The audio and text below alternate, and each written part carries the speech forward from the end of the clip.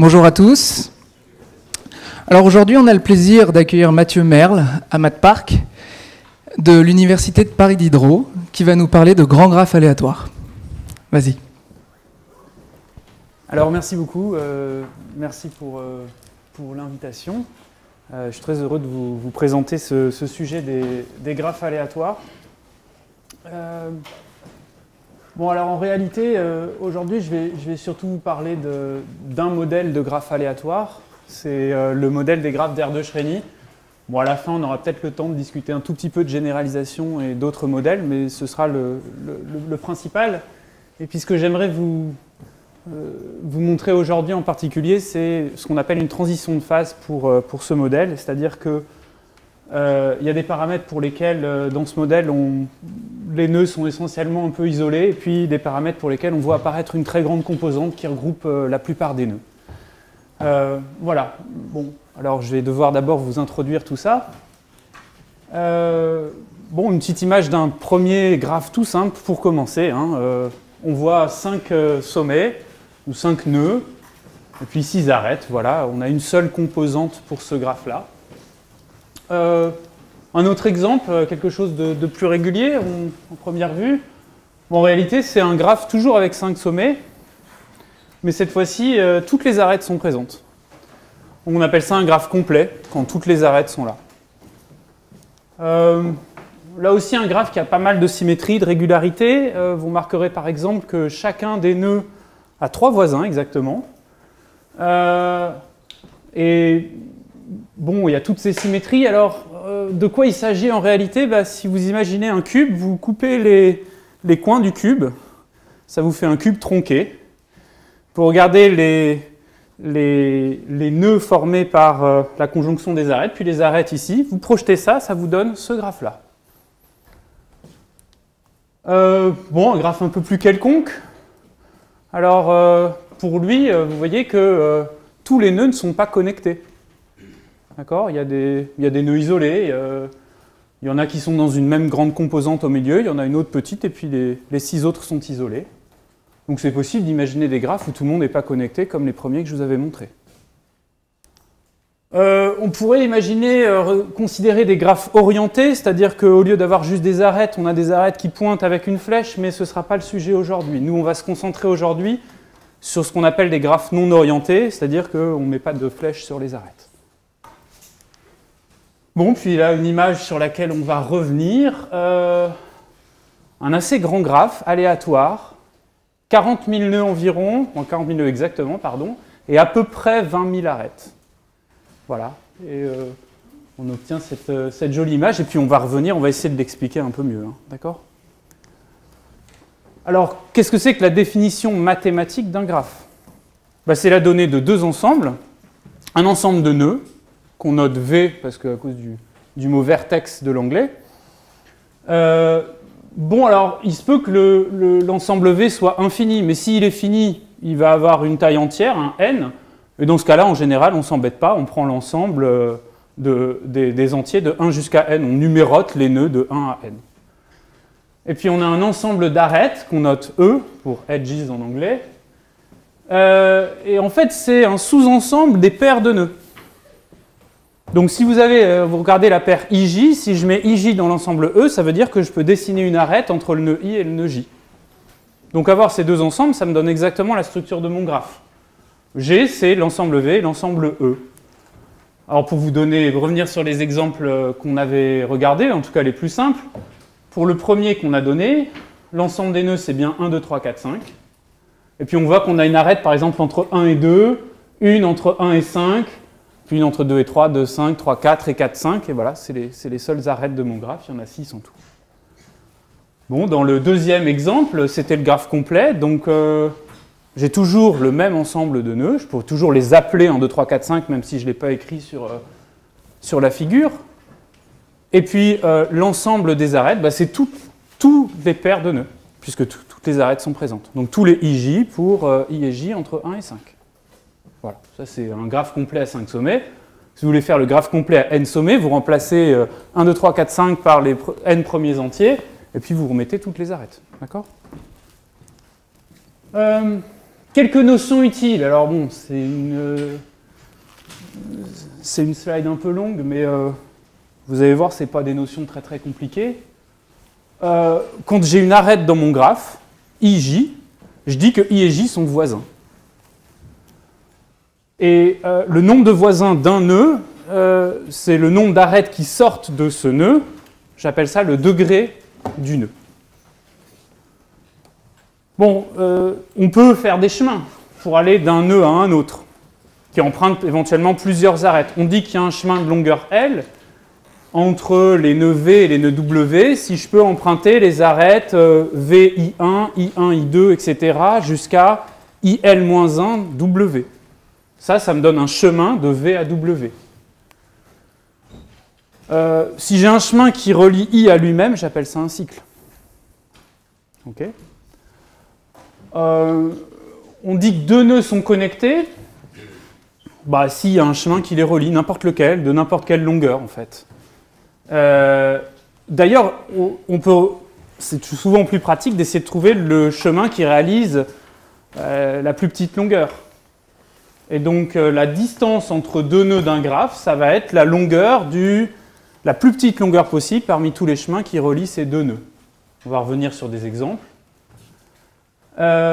Et puis, on peut très facilement démontrer que être connecté, c'est une relation d'équivalence, et que les classes de cette relation d'équivalence, bah, c'est ce qu'on va appeler les composantes connexes du graphe.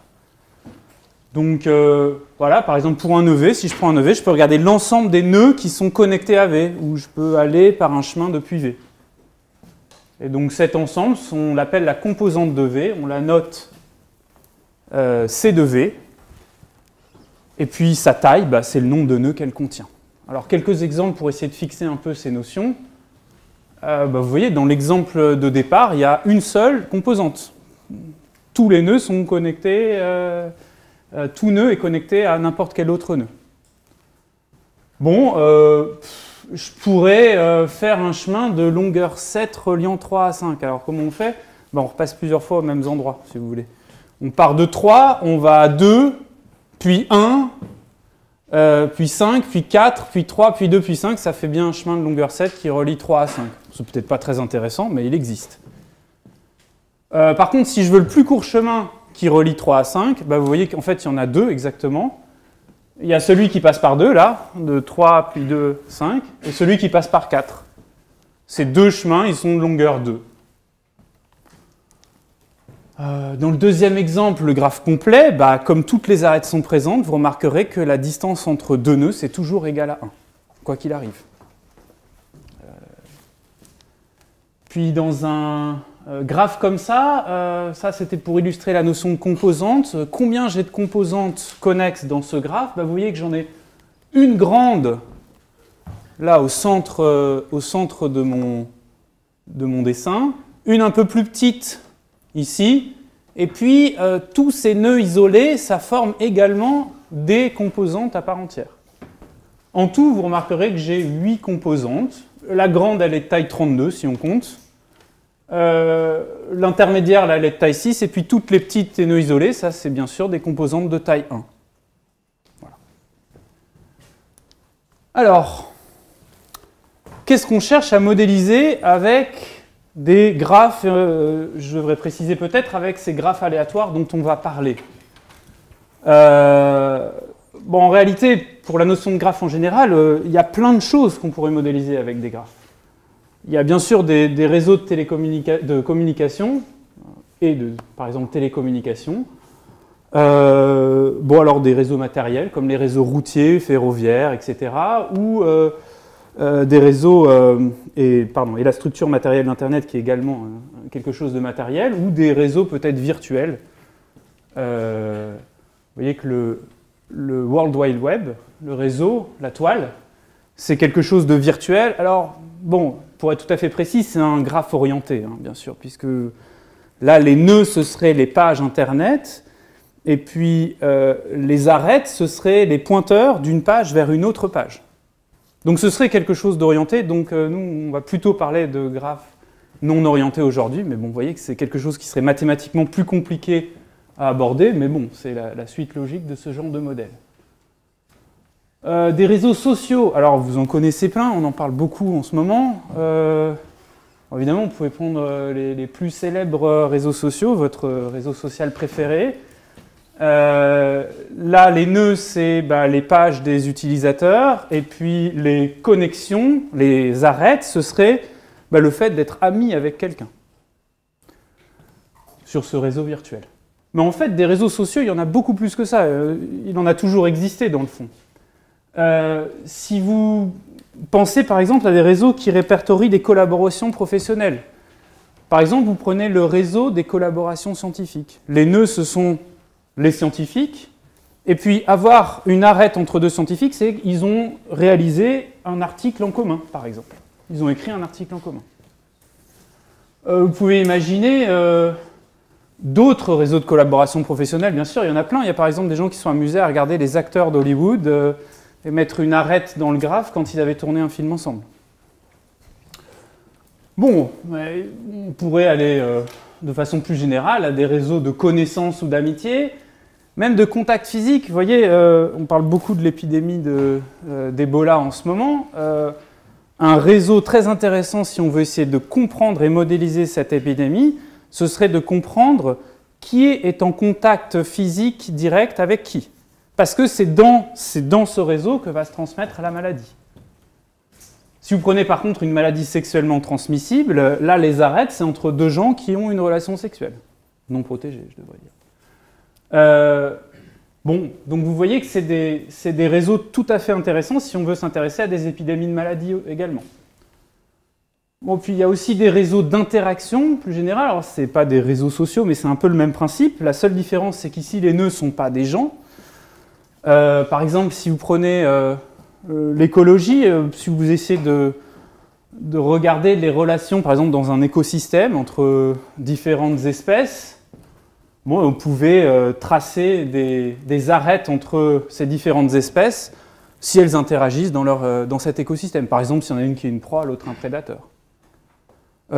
Si vous avez des réactions chimiques très compliquées, vous pouvez isoler des composants et dire que si j'en ai un qui réagit avec un autre, je vais tracer une arête entre les deux. Là aussi, ça va me donner un graphe. Bon, en économie également, alors là on se rapproche un peu plus des réseaux sociaux, mais vous pouvez imaginer que les arêtes, c'est des transferts d'argent, par exemple, des choses comme ça. Donc vous voyez que bon, les applications éventuelles sont immenses, évidemment, mais c'est aussi parce qu'un graphe, c'est quelque chose d'absolument très général. Alors évidemment, les grands graphes aléatoires, ce n'est pas tous ces réseaux-là, mais quand même, ça décrit assez bien un certain nombre de ces grands réseaux. Alors déjà, on va faire peut-être quelques images pour voir un petit peu de quoi on vient de parler. Alors, c'est toujours difficile de représenter la structure matérielle d'Internet, mais il y a beaucoup de gens qui ont essayé. Alors, on le voit d'un côté, hein. C'est tellement gros qu'on a du mal à tout voir d'un seul coup, mais bon, ça, ce serait un des profils de la structure matérielle d'Internet. Ce que j'appelle la structure matérielle, c'est les routeurs et les systèmes autonomes auxquels ils sont reliés. Le deuxième exemple ici, c'est, je vous en parlais à l'instant, un exemple d'écosystème où on a mis des espèces, les points, et puis les relations entre espèces, des arêtes. Le troisième, c'est un réseau de collaboration, je crois que c'est dans un hôpital entre des médecins. Bon.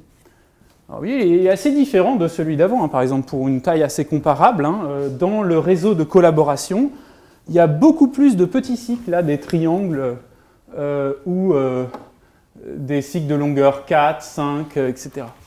Tandis que dans le précédent, il y en a beaucoup moins. Bon, puis là, le dernier, alors c'est un truc carrément qu'on pourrait voir par avion, j'ai envie de dire. C'est le réseau ferré à Barcelone, je crois, ou quelque chose comme ça, avec les gares, d'accord, autour de Barcelone. Bon, donc là, il est effectivement, il a une structure qui est franchement pas tout à fait la même que les précédents.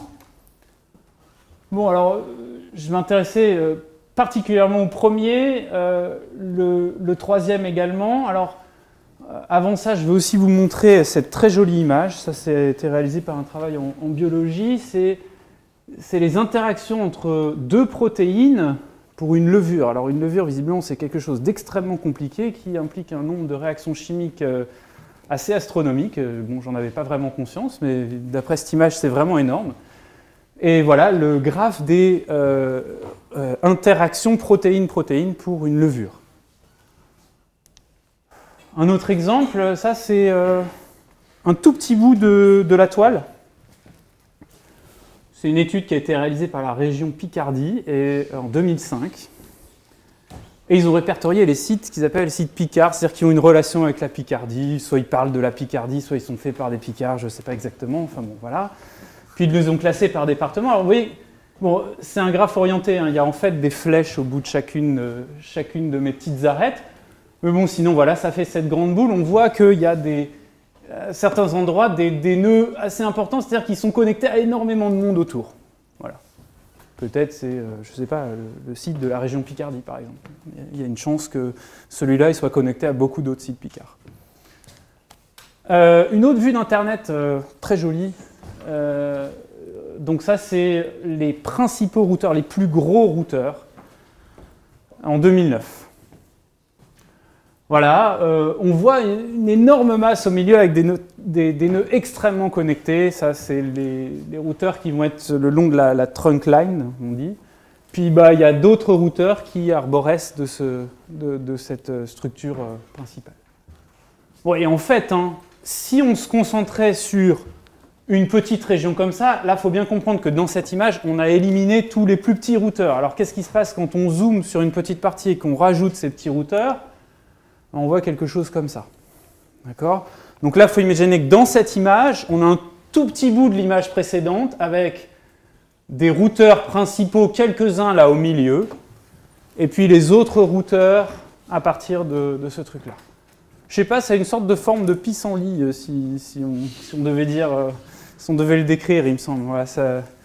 Et bon, c'est dû au fait qu'effectivement, à chaque fois, vous avez cette structure arborescente en quelque sorte, où un nœud donné, là, ici, celui-là par exemple, il est lié à plein d'autres routeurs. C'est dû à la structure physique du truc aussi. Ok, bon. Il y a quand même une certaine familiarité entre, je sais pas, certaines, vous voyez, je sais pas, ces deux images, elles ont quelque chose qui se ressemble un petit peu quand même. Alors, est-ce qu'on peut essayer de dire quoi ? Il y a quelques caractéristiques communes quand même. Il y a une très très grande composante qui regroupe une proportion positive au moins, sinon l'immense majorité des nœuds. Alors vous allez me dire, pour Internet c'est quand même mieux, si vous n'êtes pas connecté aux autres, bah, vous n'êtes pas sur Internet. Donc bon, vaut mieux avoir cette propriété-là pour Internet par exemple.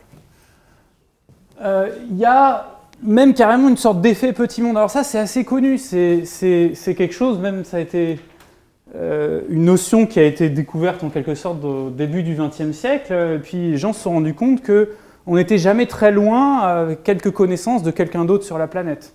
C'est l'histoire des 6 ou 7 degrés de connexion, c'est-à-dire que je connais quelqu'un qui connaît quelqu'un qui connaît quelqu'un, enfin je sais pas, qui connaît Obama déjà, et puis ensuite, bon, voilà, quelque chose comme ça. Alors ça veut dire qu'en fait, si on se rappelle la notion mathématique, c'est que les distances entre deux points de la grande composante, elles ne sont pas très grandes.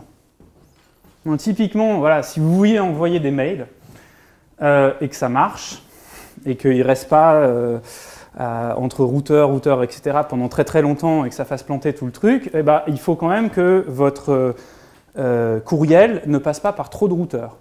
Donc c'est très important quand vous avez un email sur Internet qu'il n'y ait pas une distance très grande entre votre système autonome et le système autonome auquel vous envoyez votre email.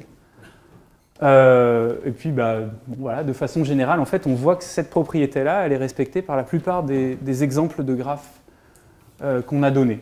En réalité, si on quantifie ça, si on a n nœuds dans le graphe, la distance en question, elle a l'air de grossir à peu près comme constante fois le logarithme de n, et des fois même moins vite que ça. C'est-à-dire des fois c'est en constante log n. Là c'est vraiment, voilà, on a l'impression que c'est constant dans ces cas-là, parce que bon, log n, vous pouvez imaginer, hein, entre la différence entre 10 puissance 15 et 10 puissance 20, bah, elle ne se voit pas, quoi, essentiellement. Bon, pour les plus grands de nos graphes, on pourrait essayer de s'amuser à prendre un des nœuds au hasard et regarder c'est quoi son degré. On pourrait appeler ça le degré typique. Alors ça ne nous donnerait évidemment pas quelque chose de fixe, hein, puisqu'on a plusieurs types de nœuds, ça nous donnerait quelque chose, une distribution, une loi. Bon, cette loi-là, en réalité, peut-être sur les deux images précédentes, on le voit un peu, là, prendre un nœud là-dedans ou prendre un nœud là-dedans, ça se trouve, on n'arrive pas bien à faire la différence. Pourtant, on n'est pas dans la même échelle. Là, on a un tout petit bout d'Internet, tout petit bout de la structure matérielle. Là, on a vraiment autre chose qui est l'ensemble des routeurs. Alors, qu'est-ce que je veux dire par mon affirmation ici? C'est que, que je considère, je sais pas, un bout du web, de la structure matérielle d'Internet ou l'ensemble d'Internet, finalement, quand je prends un nœud au hasard, c'est pas très très différent son degré typique. Ça dépend pas trop de N. Et d'ailleurs, à quoi ça ressemble pour Internet en particulier? Ça ressemble typiquement à ce qu'on appelle une loi de puissance. Alors je vais revenir dans un instant sur cette chose-là. Avant ça, je voulais juste vous montrer une image sur justement le nombre de routeurs empruntés par un courriel typiquement. Alors là, il compare avec deux protocoles, mais bon, ça n'a aucune importance. Ce qui m'intéresse ici, c'est de voir que on ne dépasse pas 30 en réalité. Et donc, voilà. C'est très peu quand on pense au nombre de routeurs que vous avez sur Internet. La loi de puissance dont je vous parlais à l'instant, alors ça, c'est la densité d'une distribution qu'on appelle de Pareto, qui est exactement la loi de puissance à laquelle je faisais référence, un exemple de loi de puissance. Alors, qu'est-ce qui se passe ici? On a quelque chose qui décroît comme une puissance négative de x. Une autre façon de dire ça, c'est que si je prends une variable qui suit cette loi-là, la probabilité de dépasser quelque chose décroît exactement comme la puissance km, cette fois-ci, de x, puisque c'est l'intégrale de ce truc-là entre le seuil que j'ai fixé et plus l'infini. Alors, juste, peut-être vous avez déjà entendu parler de lois gaussiennes, par exemple. Les lois gaussiennes ne sont pas du tout comme ça. Les lois gaussiennes, il faut comprendre qu'elles s'écrasent extrêmement fort à moins l'infini plus l'infini. Les lois gaussiennes, elles sont en exponentielle moins x carré. C'est quelque chose qui tend vers 0 extrêmement fort. Là, on tend vers 0 pas très vite du tout. Okay, on tend vers 0 de façon polynomiale. C'est beaucoup, beaucoup plus lent qu'une gaussienne ou qu'une loi exponentielle. Donc, c'est des trucs qui ont typiquement ce qu'on appelle des queues de distribution beaucoup plus lourdes. Ça veut dire que les degrés typiques sur Internet, il y en a qui sont beaucoup plus gros que les autres. Ce n'est pas quelque chose qui est joliment réparti autour d'une moyenne, comme par exemple l'ensemble des tailles d'une population. Ce n'est pas du tout comme ça. C'est vraiment quelque chose où vous allez avoir des nœuds avec un degré énorme et des nœuds avec des degrés tout petits. C'est ça qu'on observe en tout cas. Et dans le fond, c'est assez normal, hein. Vous pouvez y penser. En ce qui concerne la toile, c'est évident, entre, je sais pas, un blog personnel et puis, je sais pas, des pages de Google, vous avez une différence énorme en degrés.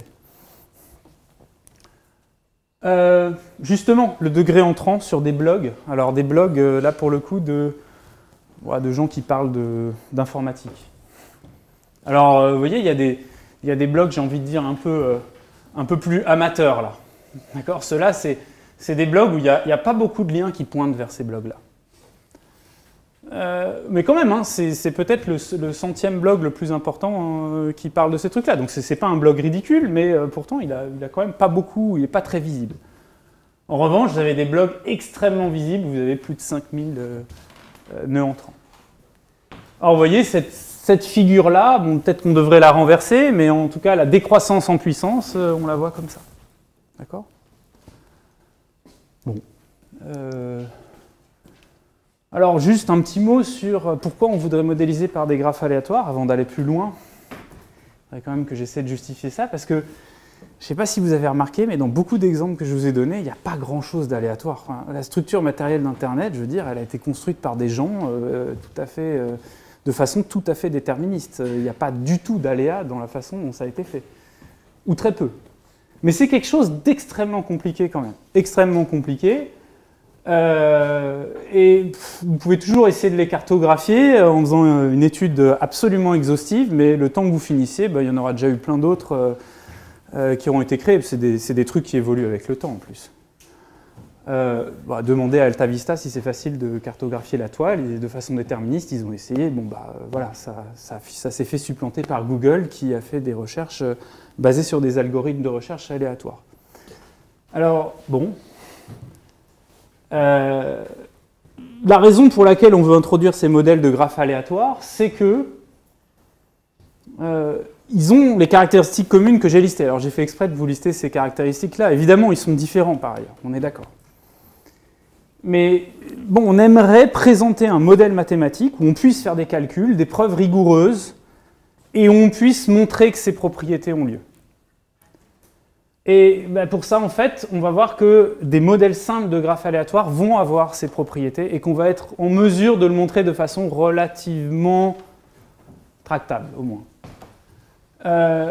Bon, en fait, c'est ça aussi, hein, les probabilités. Il faut bien avoir conscience de cette chose-là. C'est-à-dire que la mécanique statistique modélise des particules en physique en disant que leur état est aléatoire, et on décrit comme ça des phénomènes macroscopiques avec la mécanique statistique. Ça ne veut pas forcément dire que les particules sont intrinsèquement aléatoires. On n'en sait rien. Mais c'est un très bon modèle. Ici, c'est un petit peu la même chose. On va utiliser l'aléa comme une façon de montrer ses propriétés, qui en plus sont des propriétés un peu en moyenne. Vous voyez, des histoires de degrés typiques, c'est une histoire de trucs en moyenne. Donc si on a quelque chose d'aléatoire, peut-être ça va être beaucoup plus facile d'avoir des phénomènes style loi des grands nombres qui nous permettent d'avoir ces propriétés-là. Voilà, donc c'est ça l'intérêt de ces modèles avant toute chose, c'est ça aussi qui a suscité un grand intérêt pour ces modèles-là. Bon, je vais vous parler du modèle le plus simple et vous le définir mathématiquement, celui sur lequel on va passer l'essentiel du reste du temps. C'est le modèle d'Erdős et Rényi, qui a été introduit à toute fin des années 50 et étudié début des années 60. Et puis, depuis, il a suscité énormément d'intérêt, et puis il y a tout plein de propriétés qui ont été démontrées, en particulier dans les 20 dernières années sur ces modèles. Alors, je vais prendre deux paramètres. Petit n, ça va être un entier, et ça va être le nombre de nœuds du graphe, c'est tout. Et puis P indice n, ça va être la probabilité de présence d'une arête. Donc, dans ce graphe, l'ensemble des nœuds, en fait, le nombre de nœuds est déterministe, c'est n. Et ce qui est aléatoire, c'est quelles sont les arêtes. Et donc, le truc aléatoire typique, c'est que je vais regarder par exemple l'arête IJ, et puis je vais décider qu'elle est là avec probabilité Pn, ou qu'elle n'est pas là, donc avec probabilité 1 moins Pn. Et puis attention, là je vous ai dit pour une arête, maintenant, qu'est-ce qui se passe pour la loi jointe? En fait, on le fait de façon indépendante, donc du coup, l'arête IJ, elle est indépendamment des autres présente avec probabilité P indice n. D'accord? Donc je fais, voilà, n-1 sur 2, choix indépendant de présence d'arête. On a un graphe qui résulte de ce truc-là. C'est le graphe d'Erdős-Rényi de paramètres n et Pn. On le note ER-NPN. OK. Il y a une autre façon d'obtenir ce graphe. Alors, je ne sais pas si vous avez déjà un jour dans votre vie entendu parler de percolation. Vous partez d'un graphe et puis vous décidez de garder ou d'enlever les arêtes avec une probabilité donnée. Ici, vous partez du graphe complet. Vous décidez indépendamment pour chaque arête de la garder avec probabilité Pn ou de l'enlever avec probabilité 1 moins Pn. Vous récupérez exactement le même modèle, c'est une évidence. D'accord? C'est vraiment la même chose. Donc c'est une autre façon de dire, en fait, on a un modèle de percolation en champ moyen, c'est-à-dire qu'il n'y a aucune géométrie, tous les nœuds se voient exactement de la même manière, d'ailleurs, ils jouent exactement tous le même rôle. Donc je pars du graphe complet, puis je fais une percolation là-dessus. Voilà, c'est ça le modèle d'Erdős-Rényi. Alors, une première question. C'est quoi la distribution du degré du nœud 1, par exemple? Alors je dis 1, mais en fait j'aurais pu dire n'importe lequel, on s'en fiche, puisqu'ils jouent tous le même rôle.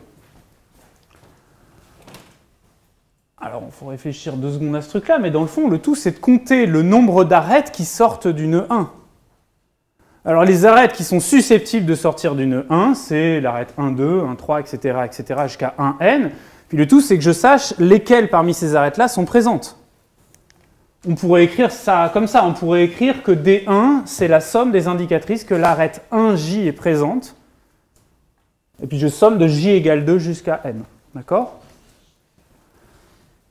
Bon, et ces variables-là indicatrices, on vient de le dire dans le modèle, elles ont quelle loi? Bah, elles valent 1 avec probabilité Pn, et elles valent 0 sinon, et puis elles sont indépendantes. C'est des variables de Bernoulli, indépendantes.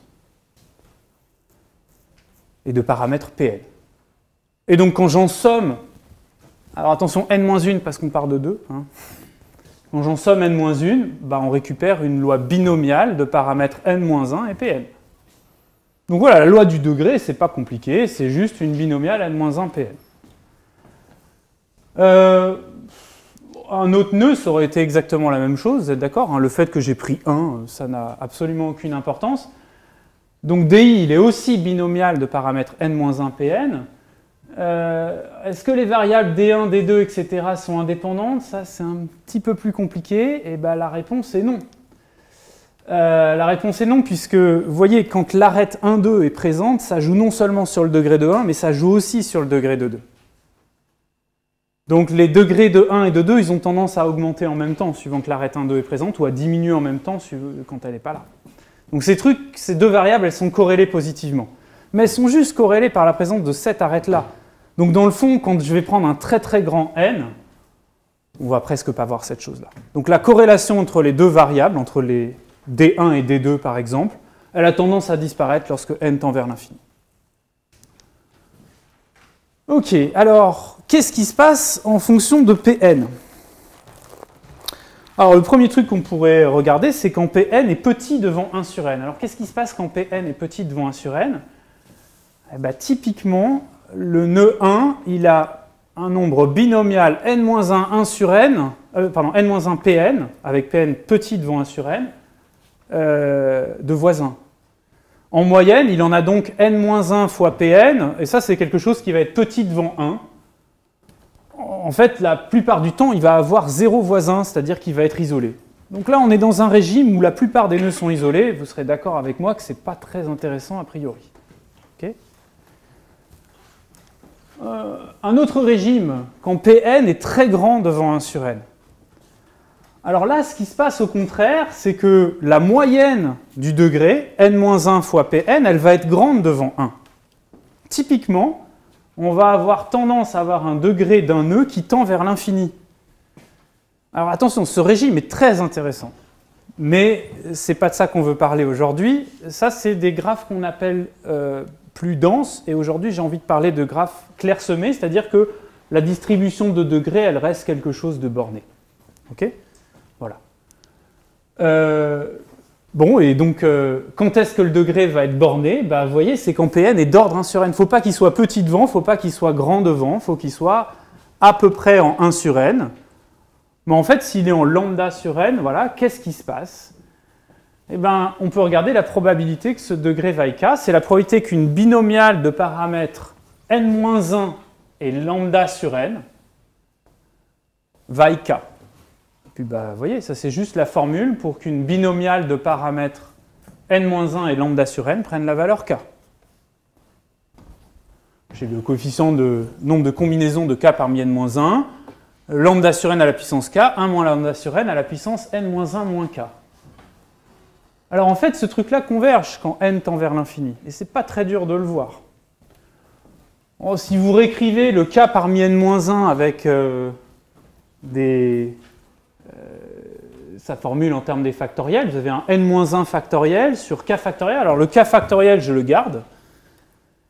Et un n-1 moins k factoriel au dénominateur. En gros, j'ai à peu près k termes d'ordre n fois 1 sur k factoriel. Puis ça s'annule avec le 1 sur n à la puissance k. Enfin, ça tend vers 1 quand n tend vers l'infini. Ça se compense. Et puis ce bout-là, 1 moins lambda sur n à la puissance n-1 moins k, ça tend vers exponentielle moins lambda. C'est un petit exercice que vous avez sans doute déjà fait. Ok. Bon, donc la probabilité que D1 égale k, ça converge quand n tend vers l'infini, vers un truc qui dépend que de k et de lambda. Je suis allé vite sur ce calcul, on est d'accord, mais ça se refait très facilement. qu'est-ce que c'est que ce lambda puissance k sur k factoriel exponentielle moins lambda? C'est en réalité le poids attribué à k par une distribution de probabilité bien connue également. C'est la distribution de Poisson de paramètres lambda. Donc vous voyez, ce qu'on trouve, c'est que c'est la probabilité que D1, le degré de 1 vaille k, approche la probabilité qu'une variable de Poisson de paramètre lambda vaille k. Autrement dit, le degré d'un des nœuds dans R de Shreni, la distribution de degrés approche une variable de Poisson de paramètre lambda. Bon, donc comme je disais, on va se contenter de regarder le cas où Pn est d'ordre lambda sur n, et on vient de voir que la distribution du degré typique, elle approche celle d'une Poisson de paramètre lambda. On a l'une des propriétés qu'on voulait, que la distribution de degrés, elle ne dépende pas trop de n quand n est suffisamment grand. Bon, c'est déjà pas mal.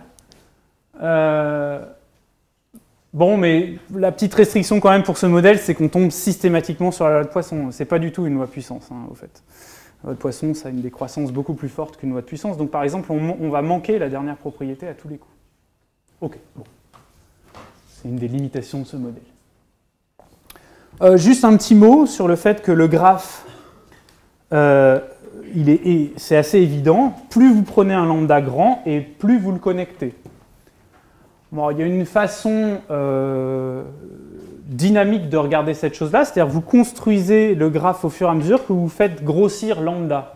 Alors comment on fait ce truc-là? Vous mettez des pendules sur vos arêtes. Elles ont une loi exponentielle de paramètre 1 sur n, ça veut dire qu'en moyenne, elles valent n. En moyenne. Hein. Et puis, dès que votre pendule sonne, vous placez votre arête. Bon, autant t, qu'est-ce qu'on a? Autant t, une arête, elle est indépendamment des autres, présente avec une probabilité qui est en 1 moins exponentielle moins t sur n, qui est d'ordre t sur n. Donc vous êtes à peu près dans le cadre précédent pour lambda égale t, autant t. Okay, et vous voyez bien que dans ce modèle-là, on ne fait que rajouter des arêtes. Donc on voit bien qu'on connecte le truc de plus en plus. Quand t est plus petit que t', il y a évidemment plus d'arêtes à t' qu'autant t. Bon, quelques figures. Quelques très jolies simulations qui sont, que j'ai empruntées à Nicolas Brotin, qui a eu la gentillesse de m'essayer d'utiliser. Elles sont très très belles parce qu'il arrive à remettre au centre les composantes les plus grosses. Donc ça donne une jolie vision du graphe. Alors, bon, quand lambda est égal à 0,5, voilà ce qu'on observe. Alors en particulier, on est un peu déçu, il n'y avait pas de composante géante, hein, vous remarquerez. C'était un des trucs qu'on voulait là dans notre cahier des charges au départ, on ne l'a pas. Ok. Même là, typiquement, pour essayer de mesurer, mais les plus grosses composantes, elles sont quand même de taille vachement plus petite que n. Typiquement, là, la plus grande composante, elle doit être de taille 15 ou un truc du style, alors qu'on a 10 000 nœuds au départ. Quand on augmente les choses, alors à lambda égale 1, on commence à voir vraiment des trucs apparaître. À lambda égale 1, il y a vraiment des jolies composantes qui apparaissent. La plus grande, c'est la bleue au milieu. On voit qu'elle a un assez grand cycle d'ailleurs. Pour le reste, il n'y a pas d'autres cycles, c'est des arborescences. Et puis voilà, il y a pas mal de composantes qui sont déjà de taille assez importante. Et enfin, quand lambda est plus grand que 1, à lambda égale 2 par exemple, vous voyez apparaître ce géant. Okay, et donc là, on voit qu'il y a une proportion positive des nœuds qui appartiennent à une seule composante connexe, qui est de couleur rose. Hein. Par contre, le reste autour, ça ressemble un peu à l'image qu'on avait quand lambda était égal à 0,5. D'accord? Voilà. Alors, on va essayer d'expliquer ces images. Bon, mais pour expliquer ces images, j'ai besoin de faire une parenthèse un petit peu longue sur les arbres. Ce n'est pas complètement une surprise. Hein. Dans ces choses-là, vous remarquerez que la plupart des trucs, c'est justement sans cycle, c'est des arbres. Alors, qu'est-ce que c'est que ces arbres de Galton-Watson? Déjà, je vais vous donner la définition générale de ce truc-là, et puis on va étudier principalement le cas où la distribution, la loi de branchement sera Poisson de paramètre lambda, puisque c'est ça qui nous intéresse. Donc, on fixe une distribution sur les entiers naturels, et ça va être la loi de descendance, ou la loi de branchement, comme vous préférez. Alors, ça veut dire quoi? Ça veut dire que, par exemple, l'ancêtre initial, il je vais démarrer à la génération 0 d'un unique individu que j'appelle l'ancêtre. Et cet ancêtre va avoir un nombre de descendants qui est aléatoire et distribué suivant cette loi nue. Et puis à toutes les générations suivantes, chacun des individus, indépendamment de ce qui s'est passé précédemment, va également avoir un nombre de descendants qui est distribué suivant nu. Alors je vais revenir là-dessus, excusez-moi. Je vous fais un dessin parce que c'est peut-être beaucoup plus simple de comprendre sur le dessin justement. Il y a la génération 0, l'ancêtre, il a, par exemple, j'ai tiré 3 descendants, bon, c'est le hasard, c'est comme ça. Le premier individu de la première génération en a 2, le deuxième en a 3, etc. etc. Mais c'est possible d'en avoir 0. Vous voyez ici, cet individu-là, le troisième de la deuxième génération, il n'a pas de descendants. Alors le nombre de descendants, je vais leur donner des noms. Je vais dire que c'est xi. Alors je vais mettre la génération dans le premier indice, et puis le numéro de l'individu dans la génération, vous numérotez ça absolument comme vous voulez, ça n'a pas d'importance, mais vous vous donnez un ordre. Donc ici, par exemple, le premier individu, je décide que les premiers individus, c'est partant de la gauche vers la droite, par exemple. Le premier individu à la 0e génération, il n'y en a qu'un, c'est l'unique ancêtre, il a 3 descendants.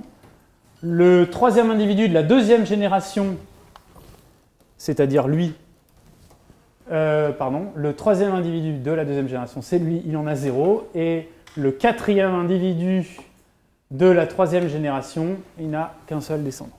D'accord? Voilà. Bon. Ce qui est important, c'est que ces tirages de descendants sont indépendants, identiquement distribués suivant cette loi nue. J'ai 2-3 autres remarques à dire. Évidemment, ça nous donne un graphe, mais pas n'importe lequel. Qu'est-ce que le graphe que j'ai dessiné ici? Les nœuds, c'est les individus à chaque génération, et les arêtes, c'est dès que j'ai le parent et un enfant, je dessine une arête entre les deux. Et c'est tout. C'est les seules arêtes que je dessine. Alors, ce n'est pas forcément un graphe fini, hein. Il se peut que ça dure pour toujours. On va voir quand est-ce que le graphe est fini et quand est-ce qu'il est infini. Mais en tout cas, ce n'est pas n'importe quel type de graphe. C'est un arbre, un seul, donc j'ai une unique composante, tous les coups, parce que je m'arrête quand il n'y a plus de descendants. Il n'y a pas de cycle, c'est un arbre. Et puis, s'il est de taille n, vous remarquerez que le nombre d'arêtes, c'est toujours le nombre de nœuds moins 1. Ça, c'est dû au fait qu'il n'y a pas de cycle. Voilà. OK. Comment on peut explorer un arbre de Galton-Watson? Alors, je vais vous donner une façon d'explorer, il y en a plein d'autres, ce n'est pas une façon unique. Et puis, je vais dessiner à droite quelque chose qui a à voir avec la façon dont j'explore mon graphe. Alors, je démarre avec la racine active, et puis tous les autres nœuds endormis. Je vous ai pris un exemple d'arbre particulier. Au temps 1, je vais tuer la racine et activer les voisins de la racine. Donc, en fait, c'est descendant. Et puis au temps suivant, je tue à chaque fois un des nœuds actifs et j'active tous ces voisins qui étaient encore endormis à cette étape. D'accord? Donc vous voyez par exemple, là, lui, il n'avait pas de descendant, donc il n'y a personne de nouveau qui est activé, etc. Ok, donc ça c'est l'algorithme. Maintenant, qu'est-ce que je dessine à droite? À droite, je dessine tout simplement le nombre d'actifs, le nombre de nœuds que j'ai mis en vert. Okay, donc 1 au temps 0, 2 au temps 1, etc. etc. Okay, bon, puis vous voyez que on finit par ne plus pouvoir activer de nœuds. Et puis quand c'est le cas, c'est qu'on a fini l'exploration de notre arbre. Ok, donc à ce moment-là, on stoppe l'algorithme. Si l'arbre était infini, on ne stopperait jamais l'algorithme. C'est pas grave, d'accord? Alors juste un truc intéressant, c'est que le nombre d'étapes dans mon algorithme, c'est exactement le nombre de nœuds de mon arbre. Ah bah oui, je tue exactement un des nœuds à chaque étape. Donc forcément, à la fin, quand j'ai fini mon algorithme, c'est que j'avais fait autant d'étapes qu'il y avait de nœuds au départ. Donc voilà, c'est une façon de mesurer la taille de mon arbre. Bon, c'est une façon un peu convolée, on pourrait dire. Mais en tout cas, ça me donne cette information. Ça donne d'autres informations si on fait les choses de manière ordonnée. C'est-à-dire que si j'avais décidé dans quel ordre je tuais les gens actifs, peut-être qu'on pourrait dire beaucoup plus. Là, ce qui m'intéresse aujourd'hui, c'est juste ça. Alors, si je note justement le nombre de nœuds actifs autant K par A indice K, la question intéressante, c'est comment varie AK entre le temps K et le temps K plus 1. Donc, si je note là XK plus 1, ce AK plus 1 moins AK, combien ça vaut? Alors, évidemment, on va me dire, ça dépend de mon graphe, ça dépend de mon arbre, c'est quelque chose d'aléatoire.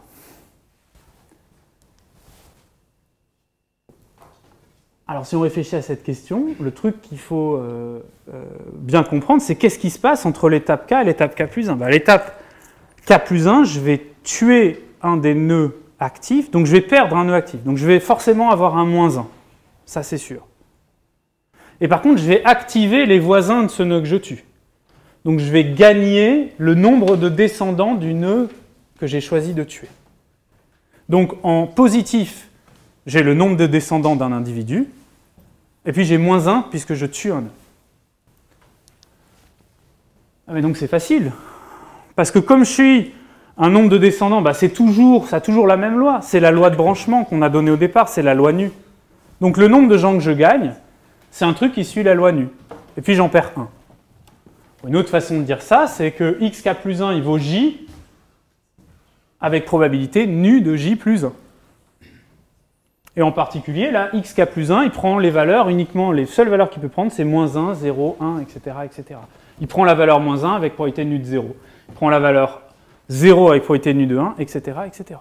Okay, c'est juste décalé, c'est juste la loi nu, décalée de 1 vers la gauche, c'est tout. Ok. Bon, et ces xk, finalement, est-ce qu'ils sont indépendants? Bah oui, puisque je tue à chaque fois un nœud différent. Je ne peux pas tuer 2 fois le même nœud, et puis j'ai pris mes descendants à chaque fois, je les ai pris indépendants les uns des autres au départ. Donc les pas xk, ils sont indépendants. Donc finalement, le processus que je dessinais ici, c'est un truc qui a des pas indépendants et identiquement distribués. Vous en avez peut-être déjà entendu parler, ce genre de processus, c'est ce qu'on appelle une marche aléatoire. Elle est issue de 1, parce que j'ai décidé de partir avec un nœud actif. Et puis, elle s'arrête au moment où on touche 0. Pour ce qui concerne le processus d'exploration, je l'arrête au moment où la marche touche 0. Mais rien ne m'empêche de regarder la trajectoire de la marche en entier. OK ? Un exemple, quand même. On va venir sur l'exemple qui nous intéresse le plus, où la loi de branchement est poisson de paramètres lambda. Mais le premier exemple, c'est... je prends un arbre binaire, je dis que chaque individu, il a soit aucun descendant avec probabilité 1 moins p, ou 2 descendants avec probabilité p.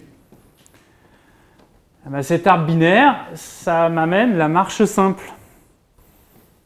Parce que x, il va valoir 1 avec probabilité p, et moins 1 avec probabilité 1 moins p.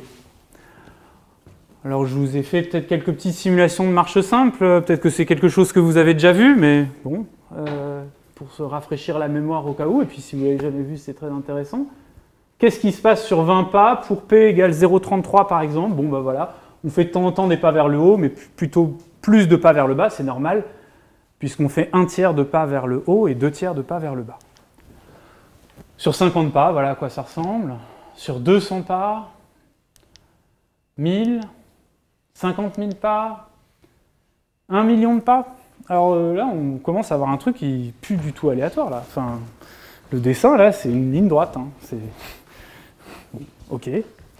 Qu'est-ce qui se passe quand P, au contraire, est légèrement au-dessus de 1,5? Du coup, je fais un peu plus de pas vers le haut que de pas vers le bas.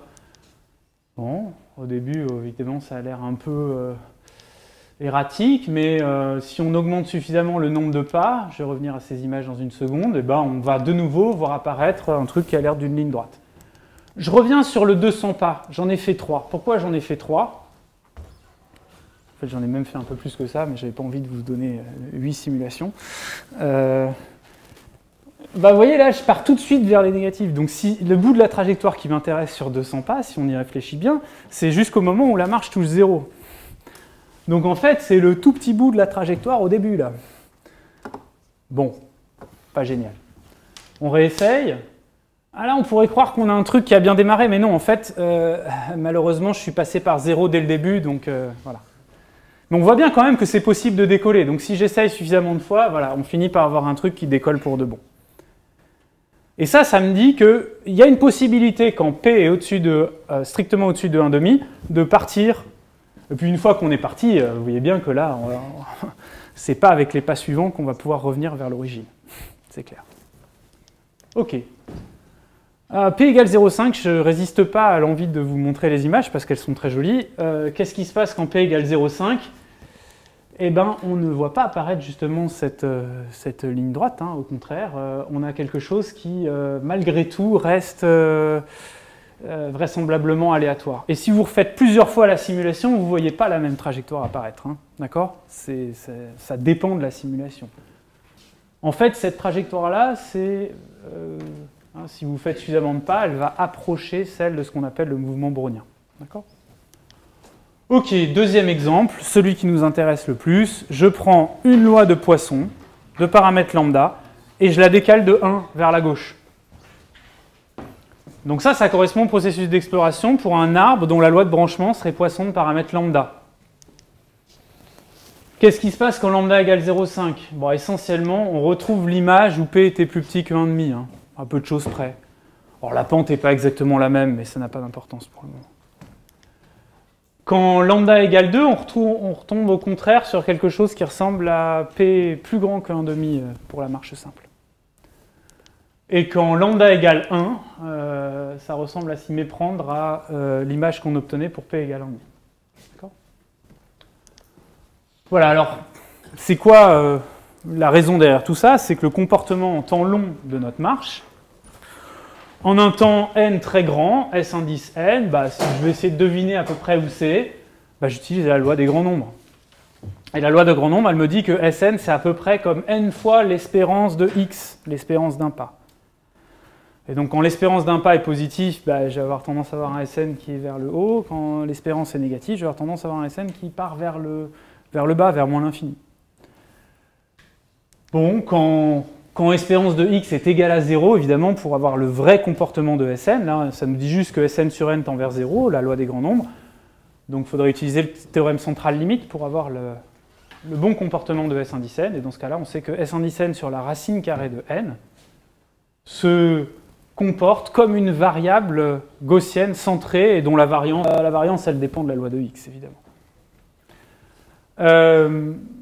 Bon, en fait, les images qu'on a vues, elles disent quelque chose de plus, en fait. Elles disent qu'on a des versions processus de ces théorèmes-là. Elles disent qu'on a, excusez-moi, je l'ai mis ici, elles disent qu'on a cette chose-là. Par exemple, on a une version processus de la loi des grands nombres, c'est-à-dire que si je regarde S au temps partie entière de nt et que je divise par n, je peux regarder la trajectoire pour les temps positifs, ça tend vers la droite, t fois espérance de x. C'est ce qu'on a observé, hein. C'est exactement le t fois espérance de x, c'était la droite qu'on voyait quand on faisait au moins 1 million de pas. Okay. Oui, les deux calculs, là, dans les deux exemples qu'on a regardés, dans l'exemple 1, le calcul de l'espérance de x, ça donne 2p-1, c'est très facile. Et donc on voit bien que c'est positif ou négatif suivant que p est plus grand ou plus petit que 1,5, c'est ce qu'on observait avec les simulations. Et dans l'exemple 2, l'espérance de x plus 1, c'est plus facile à faire. Alors si on regarde l'espérance de x plus 1, vous voyez ce qui se passe ? On somme toutes les valeurs possibles de x plus 1 multipliées par la probabilité que x plus 1 prenne la valeur k plus 1, c'est-à-dire que x prenne la valeur k. Et puis ça se simplifie parce que k plus 1 sur k plus 1 factoriel, ça fait 1 sur k factoriel. Je sors un lambda, et le exponentiellement lambda qui ne dépend pas de k, il me reste la somme des lambda puissance k sur k factoriel qui fait pile l'exponentielle lambda. Et donc je retrouve que l'espérance de x plus 1 vaut lambda. Donc finalement, l'espérance de x c'est lambda moins 1, et on voit bien que c'est positif ou négatif suivant que lambda est plus grand ou plus petit que 1. Ce qu'on avait observé dans les simulations également. Oui, je ne vous ai pas dit ici, excusez-moi, il y a une version processus aussi dans le cas où l'espérance de x est égale à 0. Dans ce cas-là, c'est SNT sur racine de n qui converge, en loi cette fois-ci, vers la trajectoire d'un mouvement brownien. C'est ce qu'on observait sur les images pour p égale 1,5 par exemple. Alors, la question qu'on a envie de se poser, c'est, quand on fait notre algorithme d'exploration, là, tout à l'heure, je devrais peut-être pas revenir autant, c'était loin. Tac. Oui, quand on faisait notre algorithme d'exploration ici, on avait dit que la taille de la composante, c'était exactement le nombre d'étapes de l'algorithme. Donc la question de savoir si notre arbre est infini ou fini, c'est exactement la question de savoir si la marche aléatoire va toucher 0 ou non. C'est exactement la même chose. Du coup, il est intéressant de se demander, voilà, est-ce qu'on a survie ou extinction, comment ça dépend. Bah, si on regarde là, justement, sur les simulations, on voit bien que quand P est plus petit que 1,5 ici, par exemple, on ne risque pas de survivre. Hein. C'est pas possible, on va s'éteindre, c'est sûr. On va finir par toucher 0, on tend vers moins l'infini. On part de 1, on tend vers moins l'infini, on va finir par toucher 0, c'est sûr. Quand P est plus grand que 1,5, on avait vu que oui, c'était effectivement possible de partir. Hein. Ça nous avait pris un peu de temps avec 200 pas, mais on avait fini par voir que oui, on pouvait s'éloigner de 0 et ne plus jamais revenir en 0. Parce qu'une fois qu'on en est assez loin, comme on se déplace essentiellement suivant la ligne droite, on ne va pas revenir. Et puis, bah, c'était la même chose essentiellement pour lambda plus petit que 1, plus grand que 1. Okay ?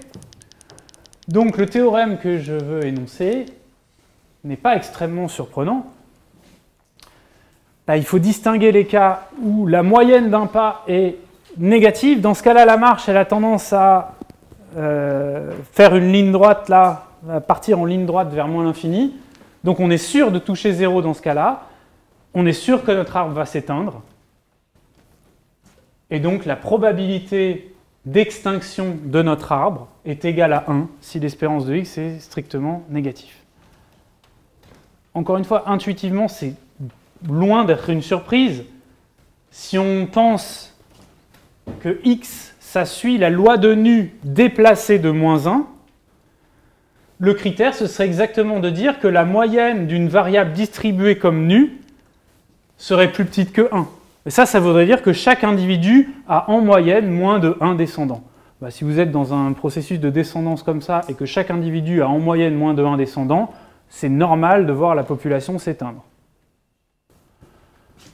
Bon, et puis quand au contraire vous avez plus d'un individu, plus d'un descendant par individu strictement, ou de façon équivalente quand l'espérance de x est strictement positive, c'est-à-dire que votre marche elle a tendance à partir vers plus l'infini cette fois-ci, eh bien la probabilité d'extinction elle est strictement plus petite que 1, vous avez une chance de partir pour toujours vers le haut. Ça ne se passe pas à tous les coups, mais il y a une certaine chance.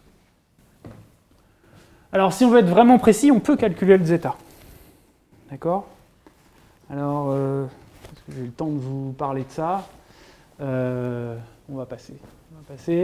C'est pas très difficile de comprendre pourquoi, effectivement, on peut calculer explicitement cette probabilité. Okay, on a le temps, on reviendra là-dessus, mais voilà. On a dit que c'était solution de g de x égale x. Je vais juste vous montrer les dessins, peut-être. C'est peut-être le seul truc à retenir ici.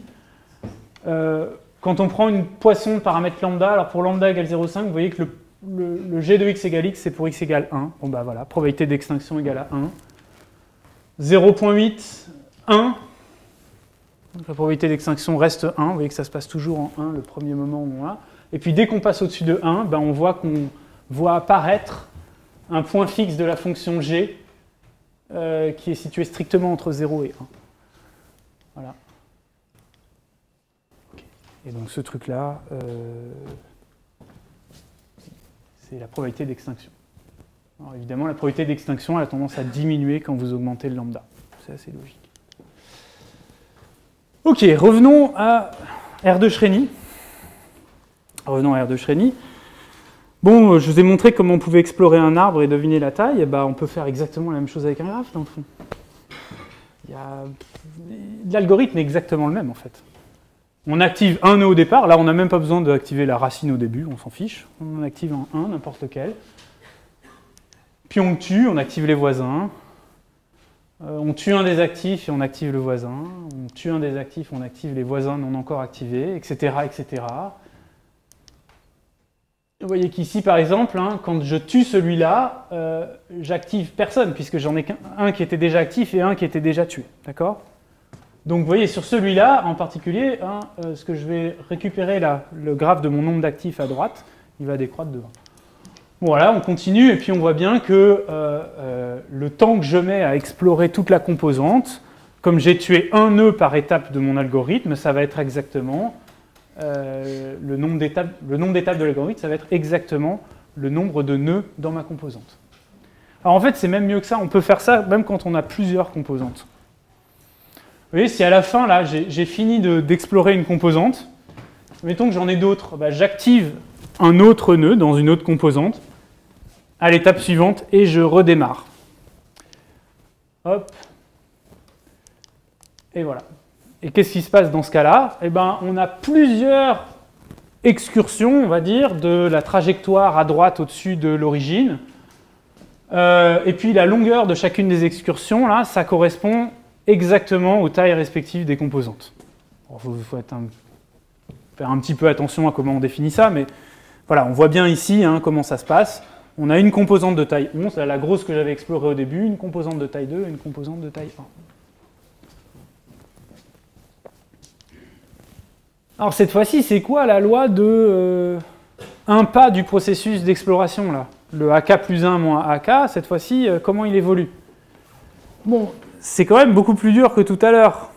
Parce que ici, ben, ça dépend. Pour un graphe d'Erdős-Rényi, qu'est-ce qui se passe? Ben, il faut savoir, à l'issue de l'étape K, combien j'ai de nœuds potentiels à activer. Ben, la réponse, c'est que j'en ai n, moins ceux que j'ai tués, et ceux qui sont déjà activés. En fait, ceux qui sont déjà activés, ça va, c'est AK. Donc si je pars de AK, je sais où je suis. Donc le nombre d'actifs, bah, c'est là où j'en suis dans mon processus. Et puis le nombre de tués, c'est facile, on en a tué un à chaque étape. Donc K. Donc en tout, j'ai potentiellement N moins K moins AK nœuds activables, qui sont encore endormis à cette étape-là. Et puis, avec quelle probabilité chacun d'entre eux est activé? Bah, il est activé s'il y a une arête entre le nœud que j'ai choisi de tuer et le nœud encore endormi. Bon, mais la probabilité de présence d'une telle arête, c'est P indice n. Et le fait que l'arête soit présente est indépendant de la présence des autres arêtes. Donc finalement, la loi de xk, bah, c'est tout simple. C'est juste une binomiale avec paramètres. Alors Pn, j'ai mis lambda sur n parce qu'on a décidé qu'on prenait Pn à peu près en lambda sur n. Vous pouvez remplacer par Pn si vous voulez, ça n'a aucune importance ici. Et puis le nombre de tirages, bah, c'est le nombre de nœuds encore endormis à cette étape-là, n moins k moins ak. Ah, attention quand même, il y a le nœud que je tue, il faut que je le compte. Donc lui, il passe de actif à tuer, donc il faut que je retire 1. D'accord? Donc j'ai bien un truc qui est une binomiale n moins k moins ak lambda sur n moins 1. Alors, bon, c'est pas mal, mais il faut bien faire attention que ce truc-là n'est pas une loi, même, enfin bon, ce truc-là, hein, c'est pas une loi binomiale en tant que telle. C'est conditionnellement à ak, c'est une binomiale. Ce qui n'est pas la même chose, d'accord? Parce que ak, c'est déjà une quantité aléatoire. C'est ça qui rend les choses un petit peu plus compliquées ici, c'est que vous avez une incertitude sur où est-ce qu'on en est au bout de k étapes, et que cette incertitude joue sur la loi du pas suivant. Typiquement, plus vous êtes haut, et plus vous avez tendance à descendre. D'accord? Ok. Donc, une deuxième question, est-ce que les pas sont indépendants? Bah, la réponse, malheureusement, est non. Oui, puisque... Vous voyez, par exemple, le fait que mon premier pas soit grand, ça influe sur mon deuxième. Si je fais un très grand premier pas, j'ai activé beaucoup de gens, bah, j'en ai moins activé le coup d'après. Donc mes pas, ils sont négativement corrélés cette fois-ci. Bon, ok, c'est compliqué, mais quand même, hein, on a bon espoir, parce que dans le fond, il faut bien se rendre compte qu'on va regarder n très très grand. Donc quand n est très très grand, bah, déjà par exemple, vous voyez le deuxième pas, n moins 1 moins x1, c'est pas très loin de n, lambda sur n, ça reste à peu près Poisson de paramètre lambda. Et c'est pas très loin d'être indépendant du premier pas. Donc, en première approximation, on reste essentiellement pareil que quand on regardait un arbre de Galton-Watson, Poisson de paramètre lambda. C'est évidemment pas la même chose, mais on n'est pas très loin. Alors, quelques simulations de ce processus d'exploration. C'est fait sous Scilab. Là, j'ai pris un lambda plus petit que 1. Donc, vous vous rappelez, pour les arbres, on était sûr de mourir à tous les coups. Bon, alors, si je fais un graphe avec 100 nœuds, je vois que la plus grande composante est de taille... Oh, je ne sais pas si c'est celle-là ou celle-là. Non, c'est celle-là, elle doit être de taille 13 ou 14, je ne sais pas, dans ces eaux-là. Hein. J'en ai une autre de taille 11, bon, ok, on ne voit pas grand-chose. Si j'en fais un plus grand graphe, bon, on a quelques grandes composantes, là, on les voit ici, mais pas si grandes que ça. Vous voyez, le fait qu'on a un truc presque plein ici, c'est le fait que j'arrête pas de faire des composantes de taille 1, hein, qui font des trajectoires entre 1 et 0. Donc quand vous rétrécissez ça, c'est ça qui apparaît à l'écran, d'accord ? Encore pire si je fais 10 000 nœuds. Là, on voit même plus de très grandes composantes. On voit juste qu'il y a eu un moment où j'ai eu 11 actifs. C'est tout. OK. Puis si je passe par contre à au-dessus de 1, là, c'est plus intéressant. Parce que ce qu'on voit apparaître, c'est une très jolie figure. Par exemple, pour 1 million de nœuds, là, on voit apparaître une limite de ce processus d'exploration. Ça ressemble là comme ça a l'air de ressembler à une parabole, mais ce n'est pas tout à fait une parabole. Hein. Si vous prenez 1.5, puis 3, bah, vous voyez que là, on peut avoir une pente plus grande que 1, mais là, la pente, essentiellement, va être moins 1. Bon, bref. C'est pas grave, c'est une jolie fonction concave tout à fait régulière et tout à fait calculable et qui n'est pas compliquée du tout. OK. Pour lambda égale 1, bon, là, c'est quand même... tout à fait particulier. On avait vu déjà dans le cas des arbres, c'était quelque chose d'un peu spécial. Mais là, par contre, hein, en ce qui concerne l'exploration, on se rend compte quand on fait 1 million de pas, on ne voit pas de grandes composantes, en tout cas. Ceci étant dit, hein, pour 10 000, on voyait déjà plus rien avec lambda égale 0,8. Là, on voit encore des composantes quand lambda égale 1. Bon, c'est la seule différence notable sur cette simulation-là. Alors, en fait, on peut comparer les deux. On peut comparer R de Shreni, l'exploration de la composante R de Shreni, et puis les processus de branchement, on a tout fait en détail finalement, on a tout résolu. On a dit là, le K plus unième pas, il était binomial n-k moins ak lambda sur n. Donc c'est une somme de Bernoulli de paramètres lambda sur n, indépendants. Et il y en a n-k moins ak. D'accord ? Bon, je pourrais toujours rajouter ce qui manque pour me faire une binomiale n-1 lambda sur n. C'est pas difficile. Hein. J'en rajoute k plus ak moins 1, et puis bah, je retrouve exactement ce que j'avais précédemment. Donc j'ai une borne qui est très simple. Je suis toujours plus petit qu'une binomiale n-1 lambda sur n. Ça, c'est facile à voir. Il suffirait de rajouter quelques variables. Je vous rappelle, les variables Bernoulli, ça vaut 0 ou 1, donc je rajoute une quantité positive ici, c'est pour ça que j'ai mon inégalité. Bon, mais du coup, ça veut dire que si je regarde mes deux processus d'exploration, le processus d'exploration de mon R de Shreni, là, il est borné par le processus d'exploration d'un arbre Galton-Watson dont la loi de reproduction est binomiale n-1 lambda sur n. Ok, et ça, c'est à peu près Poisson de paramètre lambda, pas très loin. Bon, mais du coup, je peux déjà dire quelque chose. En tout cas, quand lambda est plus petit que 1, parce que je suis en dessous d'un truc qui s'écrase, qui a même tendance à partir vers moins l'infini si je regardais la trajectoire de toute la marche, donc je vais être sûr de taper 0 très vite. Donc la taille d'une composante typique quand lambda est plus petit que 1 pour mon R de Shreni, bah, c'est tout petit aussi, c'est plus petit qu'un arbre de Galton-Watson qui a moins de 1 descendant par individu, donc qui s'écrase très vite. Ok, en fait, on peut être beaucoup plus précis que ça, parce que, vous voyez, on peut évaluer facilement la probabilité d'avoir un cycle. Le fait d'avoir un cycle, c'est d'avoir une arête vers un nœud qui était encore actif. Comme là, je n'ai pas beaucoup de nœuds actifs, je peux montrer que si ma composante elle est toute petite, eh ben, je vais a priori pas avoir de cycle là-dedans. Donc en fait, j'ai un arbre. Et j'ai un arbre de Galton-Watson, essentiellement binomial n lambda sur n, c'est-à-dire essentiellement poisson de paramètre lambda. On peut dire ça rigoureusement de la façon suivante. La probabilité que la composante de 1 soit exactement l'arbre T, ça tend, quand n tend vers l'infini, vers la probabilité qu'un arbre de Galton-Watson dont la loi de reproduction est poisson de paramètre lambda soit exactement l'arbre T. Voilà, donc une composante typique, c'est un arbre de Galton-Watson. C'est ça que ça dit. Avec probabilité qui tend vers 1 quand n tend vers l'infini. La plus grande composante, par contre, c'est un peu plus subtil. Vous voyez, vous avez n nœuds en tout.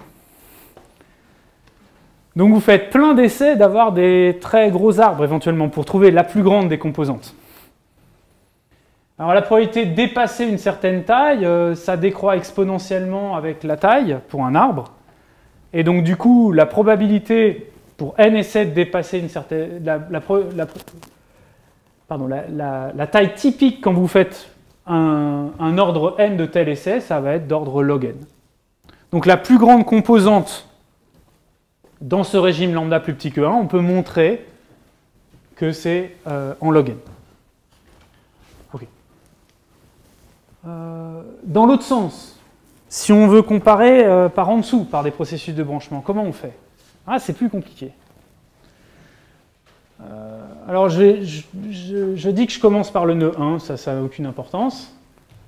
Et si jamais je sais que la composante de 1 a une taille plus petite que k, pardon, ça veut dire que je vais finir par toucher 0 avant le temps k de mon algorithme. Mais ça veut dire que le nombre de nœuds qui peuvent être activés, ça ne peut pas dépasser k. Parce que vous voyez, on peut perdre que 1 à chaque étape. Si on peut perdre que 1 à chaque étape et qu'on touche 0 au temps k, bon, en fait j'aurais pu mettre k sur 2 si vous voulez, mais c'est sûr que je ne vais jamais pouvoir activer plus de k personnes. Et donc j'ai toujours au moins n-k endormi. Et si j'ai n-k endormi, ça veut dire que quand j'essaie de trouver des arêtes, là je peux au moins chercher n-k arêtes potentielles. Donc ça veut dire que je peux comparer cette fois-ci à des binomiales n-k lambda sur n. Si vous préférez, la probabilité que la taille de la composante de 1 soit plus grande que k, elle est bornée inférieurement par la probabilité cette fois-ci qu'un arbre dont la loi de reproduction est binomiale n-k lambda sur n dépasse k. Bon, et puis du coup, vous voyez, j'ai de la marge. Quand lambda est strictement plus grand que 1, je peux m'amuser par exemple à regarder la probabilité que la composante dépasse la taille epsilon n. C'est au moins la taille que cette binomiale, ce Galton-Watson de loi binomiale, comme j'ai indiqué ici, dépasse la taille epsilon n. J'ai une typo dans mon truc, excusez-moi. Ça, c'est au moins la probabilité que sa taille soit infinie. Et ça tend vers quoi? Ça tend vers 1 moins la probabilité d'extinction d'un arbre de Galton-Watson dont la loi est poisson lambda fois 1 moins epsilon. Et puis quand epsilon tend vers 0, ça tend vers 1 moins la probabilité d'extinction d'un Galton-Watson poisson de paramètre lambda. Ok. Et ça, c'est quoi? C'est strictement positif quand lambda est strictement plus grand que 1. Donc ça veut dire quoi? Ça veut dire que la probabilité que la composante de 1 est une taille qui dépasse... Allez, on ne va pas dire epsilon n, parce que sinon je ne peux pas faire tendre epsilon vers 0 à la fin. On va dire n 3/4, par exemple, si vous voulez. La probabilité qu'elle dépasse n à la puissance 3/4, c'est forcément au moins 1 moins cette probabilité de survie. D'accord? Ça me dit que... Bon, j'ai une proportion à peu près 1 moins ce zeta de lambda, là, la probabilité de survie d'un Galton-Watson poisson de paramètre lambda. J'ai une proportion 1 moins zeta de lambda de nœuds qui se trouvent dans des composantes de taille n 3/4. Peut-être qu'il peut y en avoir plusieurs. En fait, non. C'est extrêmement improbable, en tout cas, qu'il y ait plusieurs très grandes composantes, parce que quand vous avez n 3/4 nœuds, n 3/4 nœuds, il y a n puissance 3,5 arêtes entre ces deux ensembles. Et puis chacune des arêtes, elle est présente avec une probabilité en 1 sur n. N puissance 3,5 arêtes et une probabilité de présence en 1 sur n. Vous voyez que ce truc-là, c'est extrêmement rare. Ça ne peut pas se produire a priori. Donc c'est pas trop possible d'avoir deux composantes très grandes. Voilà, donc du coup, on en déduit le théorème suivant. Quand lambda est strictement plus grand que 1, la plus grande composante, elle est de taille n, c'est même mieux que ça, elle est à peu près en n fois la probabilité de survie, ou 1 moins la probabilité d'extinction, comme vous préférez, d'un arbre de Galton-Watson dont la loi de reproduction est Poisson de paramètre lambda. La deuxième plus grande composante, on peut montrer qu'en fait, on est comme dans le cas lambda plus petit que 1, elle est de taille log n. Ce n'est pas la même constante que dans le cas lambda plus petit que 1. Bon, juste une ou deux remarques là, comme conséquence, et puis ensuite, oui, je vais vous parler de... On va revenir sur les dessins. Un truc sur les distances. Bon, il faut bien comprendre que même quand lambda est plus grand que 1, en fait, typiquement, ce que je vois autour d'un nœud de façon locale, c'est-à-dire la boule de taille k autour du nœud, c'est-à-dire tous les gens qui sont à distance plus petite que k autour de mon nœud, je ne vais pas voir de cycle. C'est très très rare que je vois un cycle. Du coup, au moins localement, quand je regarde juste localement, je ressemble à un arbre de Galton-Watson, Poisson de paramètre lambda. Ça, c'est vrai que lambda soit plus petit ou plus grand que 1. La grosse différence, c'est que quand lambda est plus petit que 1, l'arbre il va mourir. Bon, et donc je vais pouvoir finir ce raisonnement et dire que voilà, ma composante typique, c'est cet arbre, et c'est tout. Tandis que quand lambda est plus grand que 1, avec la probabilité de survie de cet arbre, le truc va se mettre à grossir au fur et à mesure que k augmente. Et comment il grossit? Vous voyez, je multiplie à peu près la taille d'une génération par la moyenne des descendants. Et ça, c'est à peu près espérance de x plus 1. Donc je grossis en lambda plus 1 en puissance de lambda plus 1. La taille à la génération k, c'est en lambda plus 1 à la puissance k. Voilà. Donc quand l'arbre survit, il le fait avec la probabilité de survie, et ça grossit exponentiellement vite. Ça va me donner beaucoup d'informations sur les distances. Vous savez déjà, par exemple, que pour commencer à voir tous les points, c'est le moment où un truc de taille, qu'est-ce que je voulais dire, lambda, j'aurais dû préciser quelque chose ici, donc là, cette boule,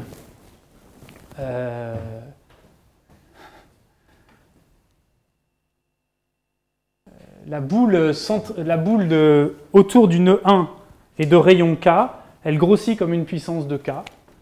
Vous voyez que ça va se passer à une constante log n, qu'on va avoir que cette boule est de taille à peu près au plus n.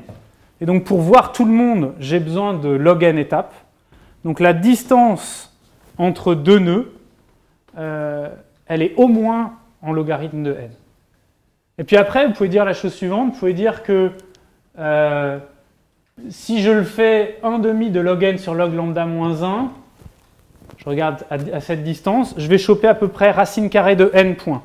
Si je prends un autre nœud typique, même chose, je vais choper à peu près racine carrée de n points, et une fois que j'ai racine carrée de n, j'ai une grande chance de me voir en distance finie.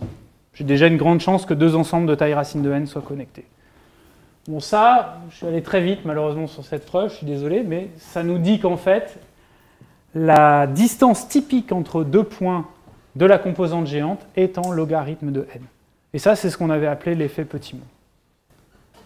Alors, on revient sur les images, maintenant qu'on a toutes ces informations, je vais juste vous redire. Ici, donc, les composantes maximales, comme on est dans le cas lambda plus petit que 1, sont de taille logarithmique. Et les composantes typiques, c'est un arbre. Un petit arbre, puisque c'est un arbre où chaque individu a en moyenne un demi-descendant. Donc ça s'arrête très vite. Dans ce cas-là, on a une grande composante qui regroupe la probabilité de survie d'un arbre Galton-Watson Poisson de paramètre 2. Voilà, qui est solution de l'équation que je vous ai donnée tout à l'heure. Et puis la deuxième plus grande composante, elle est de taille logarithmique. Et toutes les autres composantes sont des arbres, en fait. Dans le cas lambda égale 1, on n'en a pas du tout parlé, je ne vous ai pas énoncé de théorème, etc. On a des comportements critiques qui sont donc beaucoup plus compliqués. On pourrait en réalité montrer que la taille de la composante maximale est en n puissance 2 tiers. Et en fait, c'est même mieux que ça. Il y a une suite. Si vous ordonnez les composantes par suite décroissante des tailles, vous allez observer plusieurs composantes typiquement de taille n puissance 2 tiers. Alors voilà, il y a même convergence, hein, le processus d'exploration dont on a parlé tout à l'heure, vers un joli processus stochastique dans ce cas-là. Toujours le cas lambda égale 1 parce que ça fait des très jolies images. Voilà, c'était l'image du début avec 40 000 nœuds cette fois-ci. Donc encore une fois, c'est les simulations de Nicolas Boutin qui a fait des très jolies. Vous voyez qu'il y a cette très grande composante jaune au centre du graphe qui est en réalité un arbre dans ce cas-là. Ce n'est pas toujours le cas qu'on ait des cycles, hein, même pour lambda égale 1. En fait, là, j'ai que des arbres. Bon, mais c'est le coup de bol, hein. Ça se peut qu'on ait des cycles. Là, on voit que la composante bleue, elle en avait un. OK. Et puis pour conclure, il y a quelques limitations de ce modèle hein, par rapport au modèle, à ce qu'on cherchait à modéliser au départ. Ouais, les degrés, le degré typique, c'est Poisson lambda, on l'a vu. Et ça dit que on n'est pas en loi de puissance. Donc on loupe les lois de puissance avec le modèle d'Erdős Schrödinger. Puis on a vu aussi qu'il n'y avait pas de petits cycles, hein. Ça c'est ce que je vous ai dit juste précédemment. Il n'y a presque aucun petit cycle. Si on pense à des réseaux sociaux, par exemple à des réseaux de collaboration scientifique, si Monsieur A il a collaboré avec Monsieur B, Monsieur B avec Monsieur C, il y a quand même pas mal de chances que Monsieur A ait fini par collaborer avec Monsieur C. Donc dans le fond, il y a beaucoup de triangles dans ce genre de graphe. Et dans des graphes comme ça, il n'y a pas de triangle typiquement pour paramètre lambda sur n. Donc c'est pas un très bon modèle pour des réseaux sociaux du coup. Du coup, besoin de généraliser ces choses-là, regarder les choses dans d'autres régimes de paramètres, sinon au moins. La première généralisation, c'est de faire quelque chose d'inhomogène, tout bêtement. C'est-à-dire que vous continuez à prendre les arêtes, à dire qu'elles sont présentes de façon indépendante des autres, mais vous prenez une probabilité qui dépend de IJ. Donc en gros, vous fixez des PIJ et puis vous dites que l'arête IJ est présente avec probabilité PIJ indépendamment des autres. Une façon de le faire, qui est assez pratique pour faire les calculs, c'est d'attribuer des poids à chacun des nœuds et de dire que la probabilité de présence de l'arête est proportionnelle au produit des poids. Ça vous donne ce qu'on appelle habituellement graphe inhomogène. Ce qui est sympathique, c'est que... alors, excusez-moi, si vous voulez espérer des résultats asymptotiques, déjà, il faut que votre distribution de poids converge, sinon il n'y a pas beaucoup de chance. Mais si elle converge, vous avez un résultat de transition de phase tout à fait similaire à ce qu'on a décrit pour le modèle d'Erdős-Schrödinger. Et si jamais vous prenez une loi puissance pour les poids, vous prenez vos poids essentiellement suivant le graphe de votre loi puissance, de façon déterministe, comme vous préférez, eh vous retrouvez également que la cote de distribution des degrés suit également une loi de puissance. Donc là, on retrouve le coup de la loi puissance. Par contre, on n'a pas les triangles, hein, puisque typiquement, localement, ces trucs-là, ça reste des arbres aussi, comme pour Erdős-Schrödinger. Modèle de configuration, je ne veux pas en dire beaucoup, mais c'est juste, vous donnez les degrés, et puis vous mariez uniformément les demi-arêtes correspondantes. Ça vous donne un graphe aléatoire. Donc vous tirez uniformément parmi tous les graphes possibles avec ces degrés-là. Ça vous donne un graphe aléatoire. Alors en fait, on est capable de dire pas mal de choses sur ce modèle-là aussi. La transition de phase. Bon, la distribution de degrés, vous l'avez fixée, donc là, il n'y a pas grand-chose à dire, évidemment. Mais aussi l'effet petit monde, par exemple, ou très petit monde en l'occurrence. Là, c'est possible d'avoir des trucs en log n. Voilà. Et un dernier modèle qui a suscité un grand intérêt, mais qui est difficile quand même à traiter. Alors, il fait l'objet de pas mal de travaux en ce moment. C'est le modèle d'attachement préférentiel. Alors, vous imaginez des modèles dynamiques de graphes où vous ajoutez les nœuds au fur et à mesure avec les arêtes. Et donc là, l'idée, c'est qu'à chaque fois que vous ajoutez un nœud, vous allez, par exemple, si vous lui donnez une arête, vous allez décider que vous l'attachez aux gens déjà présents de façon proportionnelle à leur degré à cette étape-là. Ou éventuellement, vous démarrez une nouvelle composante en l'attachant à lui-même. Alors vous voyez, ce que je dis ici, c'est que vous faites quelque chose qui est proportionnel à le degré plus alpha. voilà, vous ajoutez un petit paramètre dans votre modèle où la proportionnalité n'est pas par rapport au degré, mais degré plus une constante. Et ce truc-là, eh ben, naturellement, ça va vous donner un graphe aléatoire dont la distribution de degrés va converger vers une loi de puissance. Et cette loi de puissance a un paramètre qui dépend de alpha. Voilà. Donc, naturellement, on voit apparaître les lois de puissance quand on fait cette procédure d'attachement préférentiel. C'est pas idiot quand on pense à Internet. Hein. Quand vous faites une nouvelle page, les pointeurs que vous donnez, ils ont beaucoup plus de chances d'être vers une page qui a déjà énormément de pointeurs qui pointent vers elle. Vous avez beaucoup plus de chances d'aller pointer vers cette page-là que vers une page qui n'en a pas du tout. Ça semble évident. Pareil en économie, échange d'argent, a priori vers les gens qui en ont déjà beaucoup. Et c'est pour ça que la loi de Pareto, d'ailleurs, elle a été étudiée au départ pour des distributions de salaire. Bon, donc voilà. Ok. Bon, il y a tout un tas d'autres modèles. Si le sujet vous intéresse, il y a un livre dont l'introduction est tout à fait lisible, puis après, on fait des maths quand même, hein, de Rick Durrett, Random Graph Dynamics. Sinon, vous avez un travail très complet et exhaustif de Remco van der Hofstadt qui est disponible sur le web. Mais là encore, les 3 premiers chapitres sont tout à fait compréhensibles par n'importe qui. Et puis voilà, vous avez, bon, ça c'est plus historique, hein, c'était refaire toutes ces preuves de transition de phase Jansson, Luxac et Rutschinski en 2000.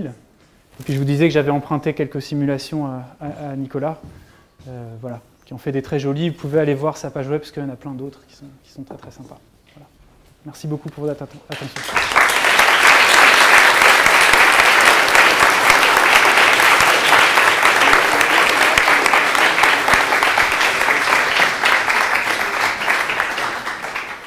Bon, j'imagine que certains d'entre vous ont des questions. C'est le moment de les poser.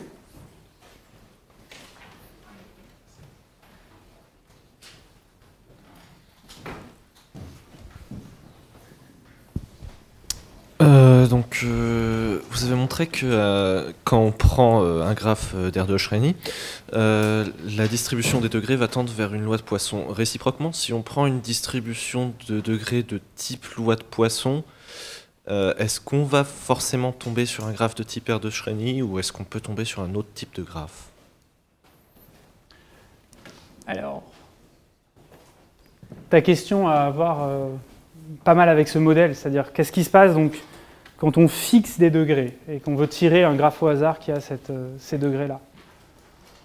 Une façon de faire, hein, c'est très simple, c'est vous prenez vos nœuds, vous leur donnez des demi-arêtes, un nombre de demi-arêtes qui correspond au degré que vous avez décidé, et puis ensuite vous mariez les demi-arêtes les unes aux autres de façon uniformément au hasard. D'accord ? Alors, ce qui est vrai, c'est que si vous conditionnez un graphe d'Erdős-Rényi à ces degrés, à avoir tel degré, en fait, ça a la même loi que le modèle de configuration correspondant. Donc, il est effectivement tiré uniformément parmi tous les graphes comme ça. Voilà. Donc, ça répond à ta question, effectivement. Et de façon plus générale, hein, le modèle là, inhomogène, c'est vrai aussi. Si vous le conditionnez à ces degrés, c'est un modèle de configuration avec cette suite de degrés. Donc en fait, le modèle de configuration, c'est un truc très général. Quand on arrive à prouver les résultats pour ce modèle-là, on sait faire beaucoup de choses. Mais c'est aussi plus dur.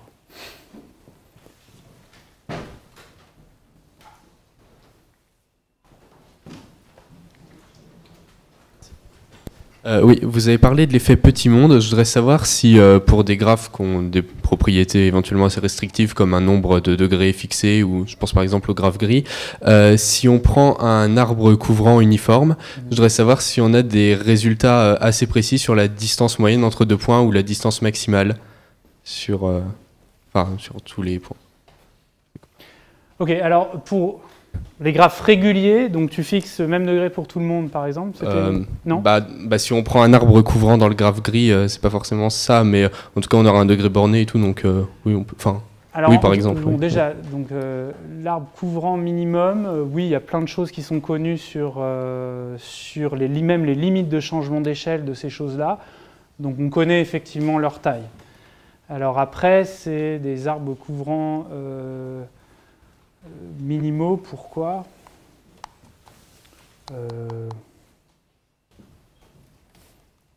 Je ne sais pas, par exemple, là tu prends la plus grande composante de ton graphe Erdős-Rényi, elle a un arbre couvrant minimal. Tu sais dire plein de choses dessus, par exemple. Sur des arbres couvrants minimaux plus généraux, je ne voudrais pas trop m'avancer.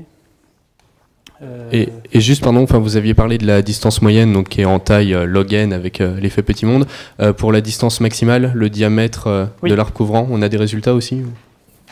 Alors, pour le diamètre dans un graphe, c'est également en log n. Typiquement, c'est quoi ? Il y a la distance entre deux nœuds typiques, et puis après, il y a les nœuds un peu atypiques qui sont au bout de filaments. Donc peut-être que sur l'image, là, on le voit bien. Là, sur celle-là, par exemple.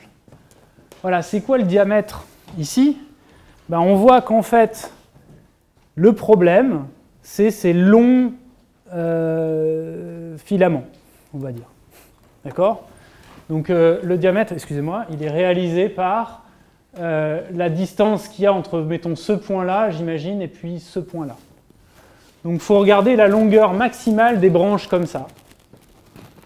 Et puis ensuite, quand vous avez une longueur maximale de branches comme ça, vous arrivez à un nœud typique, et puis il y a la distance entre les deux nœuds typiques qui vient s'ajouter. Donc c'est le truc que je vous ai donné tout à l'heure en log n, plus la distance typique de ces filaments, si vous voulez. Et ça, c'est également en log n. Alors après, l'arbre couvrant de ce truc-là, il est facile à voir ici, puisqu'il suffit de casser le cycle, en l'occurrence. D'accord ? Donc c'est juste une des arêtes du cycle qui est enlevée, et donc on voit que là aussi, on va être en log. Voilà. Je ne sais pas si ça répond en partie à ta question, mais par contre, je ne réponds pas à la question pour tous les arbres couvrants de graphes. Je réponds pour ceux-là. D'autres questions ? Alors oui, bonjour, vous avez parlé au début un petit peu de symétrie et j'aimerais savoir quels outils vous utilisez pour essayer de déterminer des symétries au moins locales pour un graphe donné quelconque. Alors, j'imagine que vous avez remarqué qu'on a regardé des trucs aléatoires. Là, justement, dans les images qu'on voit, on n'a pas énormément de symétrie, on est d'accord ? Mais il y en a une quand même en réalité, en distribution en quelque sorte, qui est qu'on part du graphe complet qui a toutes les symétries du monde, et on réalise une percolation là-dessus. Donc en loi, c'est un modèle extrêmement symétrique au sens où on dit que les nœuds du graphe sont échangeables. Ils ont tous exactement le même rôle.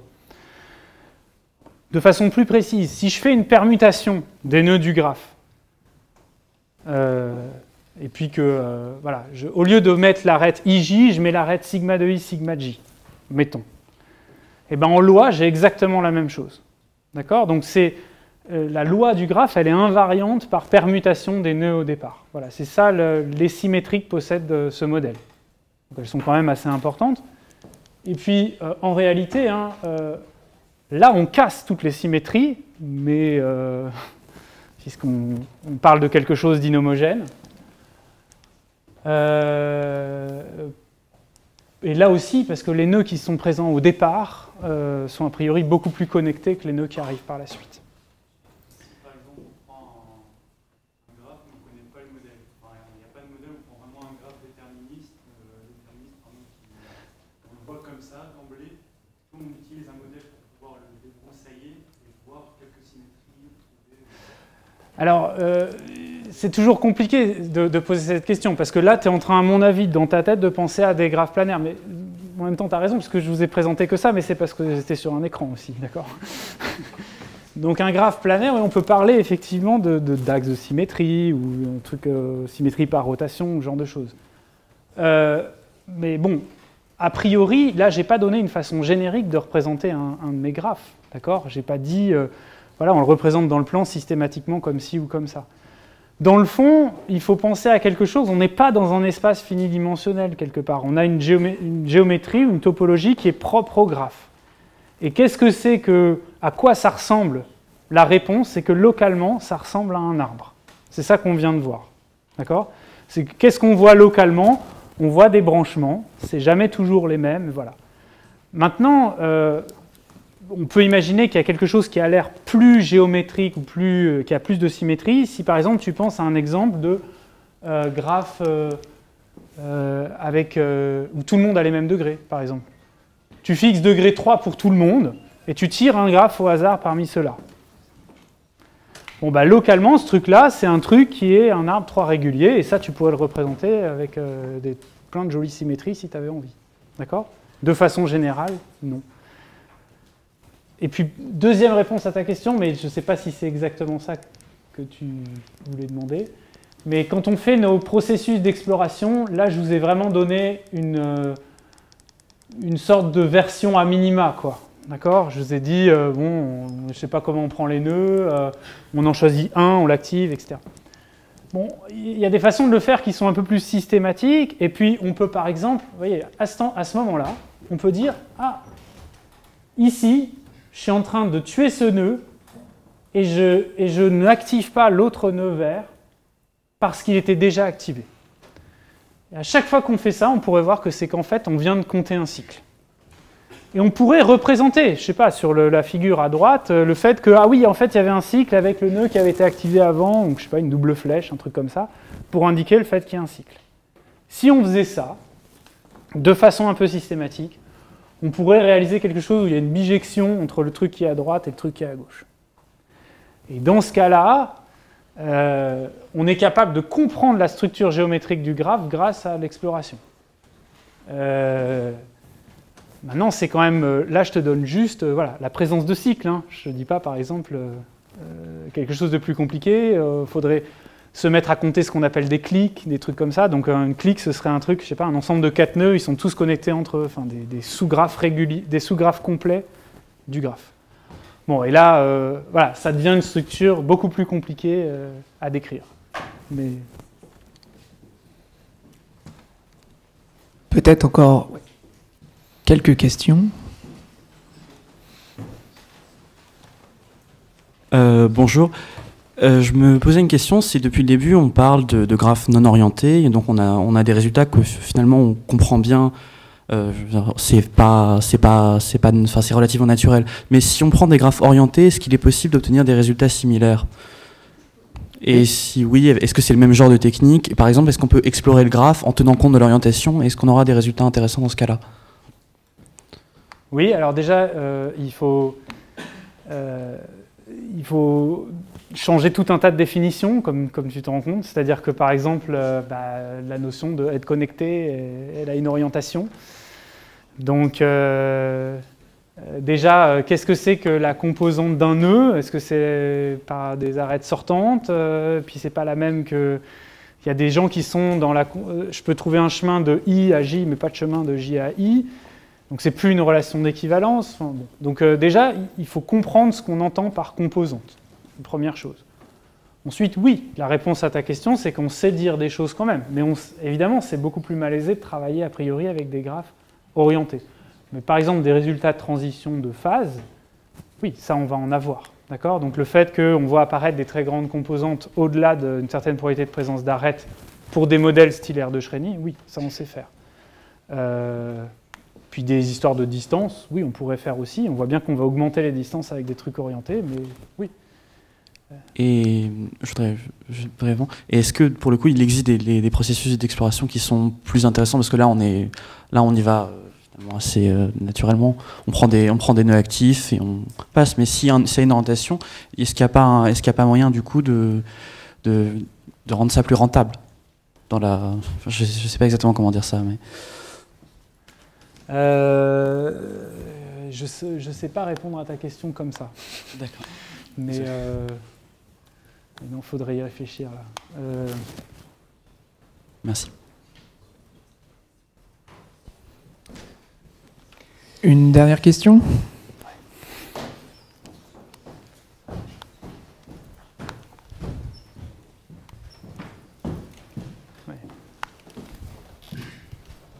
Oui, bonjour. Vous nous avez présenté les graphes d'Erdős-Rényi par différents dessins. J'aurais voulu savoir comment sont construits en fait ces dessins particuliers. Est-ce qu'il y a un procédé standard pour les construire et pourquoi à chaque fois les petites composantes sont systématiquement sur les bords? Alors, donc c'est Nicolas qui a fait ça. Mais effectivement, l'algorithme. Donc la première chose, c'est qu'on peut construire de façon dynamique un graphe d'Erdős-Rényi, c'est possible. C'est-à-dire qu'on peut rajouter les nœuds au fur et à mesure. Alors il faut bien comprendre que quand on rajoute un nœud, on peut facilement décider quelles arêtes il va avoir vers les nœuds déjà présents. En revanche, il faut bien comprendre qu'on va retirer certaines des arêtes déjà présentes. Puisque nous, ce qu'on a envie d'étudier, c'est un Erdős-Rényi n lambda sur n, par exemple. Donc voilà, faut comprendre quand on passe de n à n plus 1 que la probabilité, elle passe de lambda sur n à lambda sur n plus 1, elle diminue un peu, donc il y a un certain nombre d'arêtes qui disparaissent. Okay. Donc l'idée, c'est quand même de, voilà, au fur et à mesure que les trucs grossissent, dans la version dynamique, on les rapproche du centre. Et au contraire, on les éloigne quand ils sont cassés en petits bouts. Mais bon, ça reste un procédé qui n'est pas... je ne sais pas si on peut le voir ici facilement, mais là, on a une composante de taille 1, 2, 1, ouais. Et donc, il y en a quand même. Celle-là, elle vient d'être cassée, a priori. C'est un truc qui vient d'être... voilà, c'était une grosse, et puis elle a été cassée avec l'algorithme dynamique. Bon. Il y a plein d'autres manières. Il y a des gens qui représentent ça avec un cercle et qui font apparaître au fur et à mesure les arêtes. Sauf que quand lambda augmente, au bout d'un moment, on ne voit vraiment plus rien. Et en particulier, quand lambda égale 1, ce n'est pas la meilleure façon de voir les choses. Donc ici, l'avantage de cette technique-là, je trouve, c'est effectivement, et c'était un de ses travaux principaux, d'étudier ce qui se passait pour le régime critique, c'est vraiment la bonne simulation pour voir les grandes composantes quand lambda égale 1. Et ici, voilà. On n'a pas envie d'avoir les petits bouts. Et surtout, on n'a pas envie que les choses se croisent. Voilà. Bien. Je crois qu'on peut l'applaudir encore.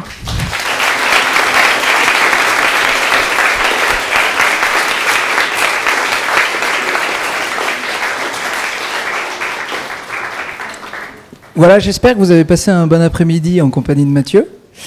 Et je vous rappelle que le samedi 13 décembre, donc 2014, on écoutera Isabelle Gallagher. Elle nous parlera des équations de Navier-Stokes. Alors, je crois que les inscriptions sont déjà ouvertes, donc n'hésitez pas à vous inscrire si ça vous intéresse. Voilà, et puis bonne fin de samedi. Au revoir.